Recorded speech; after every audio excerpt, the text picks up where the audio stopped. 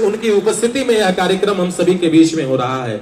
हमारे बीच में अतरौलिया विधानसभा के पूर्व प्रत्याशी आदरणीय श्री कन्हैया निषाद जी, और जिनके आमंत्रण पर आज मैं यहाँ पर उपस्थित हूँ, हमारे और आपके मिलन के हेतु के सेतु और मेरे हृदय के सदैव निकट रहने वाले मेरे अत्यंत प्रिय भाइयों में से एक और बड़े भाई के रूप में जिनका स्नेह मुझे मिलता है।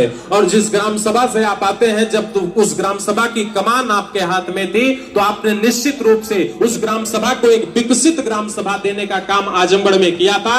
ऐसे खोजापुर के पूर्व प्रधान और आने वाले भविष्य के प्रधान और आप सबके चहेते आपका ही एक बेटा, आपका और मेरे बड़े भैया श्री चंदन निषाद हमारे बीच में है। एक बार मैं चाहता हूं कि आप इनके लिए भी तालियां बजा करके आप इनका धन्यवाद दे दीजिए।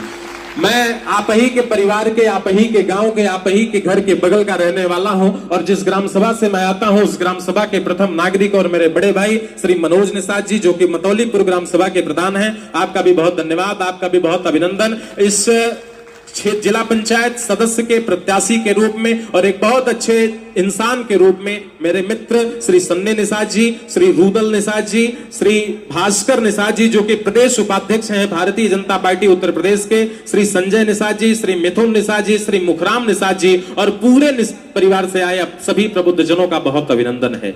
एक वाक्य से आप सबसे जुड़ता हूं क्योंकि थोड़ी सी समय का अभाव है और मुझे भी निकलना है, लेकिन आप सबसे मुखातिब होने का अवसर मुझे मिला, इसके लिए विशेष रूप से चंदन भैया का धन्यवाद है। मंच का स्नेह चाहता हूं। अभी हम सबने भगवान प्रभु निषाद राज की आरती की, उनका स्तमन किया, उनके चरणों में हम सब ने प्रणाम निवेदित किया। एक वाक्य आप सबको याद करता हूं क्योंकि ये पूरा रामायण के जो पात्र हैं वो हमारे और आपके बीच में इस मंच पर मौजूद हैं। एक बार जब 14 वर्ष जंगल में 14 वर्ष उस वनवास को काट करके जब राम, सबसे बड़े भगवत्ता के प्रतीक मर्यादा पुरुषोत्तम राम, जब अयोध्या लौटे तो उनका राज्याभिषेक होना था।